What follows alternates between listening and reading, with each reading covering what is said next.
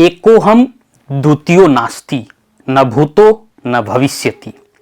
रामायण के एकटा पात्र रावण के एहि श्लोक के अर्थ होइ छै जे एकटा हम ही छी आ बाकी सब मिथ्या, हमरा सन नहीं क्यों भेलै आ नहीं भविष्य में हेतै।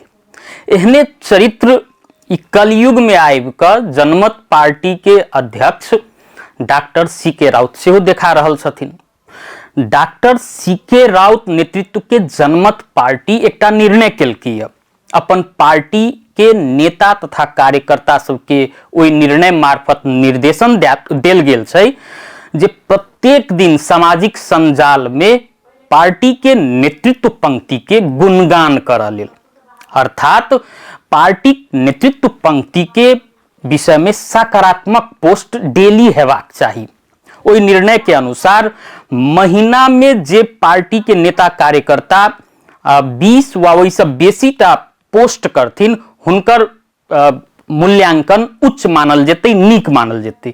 जे 10 से लऽ कऽ 20 के बीच में पोस्ट करथिन हुनकर मूल्यांकन औसत के रूप में लेल जेतै आ जे 3टा से कम पोस्ट करथिन हुनका सबके निष्क्रिय मानल जेतै। ओना प्रजातंत्र में कहल जाइ छै जे आलोचना साबुन के काज करै छै। आलोचना से अहाँ भीतर के गंदगी, अहाँ भीतर के गंदा हटाव में सहायक साबित होइत छै। मुदा आलोचना के स्वीकार नहीं करब ई हैकमवादी प्रवृत्ति छै। ई केंद्रीय सचिवालय बैठक जे भेल रहे जनमत पार्टी के, ओई बैठक सब अपने कार्यकर्ता ऊपर डंटा चलाव के सेहो निर्णय कयल गेल छै। जँ पार्टी के नेतृत्व पंक्ति के विषय में आलोचना कयल जेतै तऽ कार्रवाई करऽ धरि के चेतावनी देल गेल छै। संगे पोस्ट करऽ में जे हिचकिचाहट अपनेथिन हुनका सबके एक तह घटुआ करऽ धरि के निर्णय सेहो कयल गेल छै। प्रजातंत्र में एहि किस्म के निर्णय के हैकमवादी प्रवृत्ति सेहो कहि सकैत छी। पिछला किछु समय में डॉक्टर सी.के. राउत अपन पारिवारिक विवाद के लऽ कऽ चर्चा में तो छलखिन। हुनकर कनिया संगे के संबंध विच्छेद के जे मुद्दा अखन अदालत में चलि रहल छै ओहि के लऽ कऽ ओ आलोचना के शिकार तो होइते छलखिन। आब एहि निर्णय के लऽ कऽ सेहो आम जन में ओ आलोचना के शिकार भऽ रहल छथिन।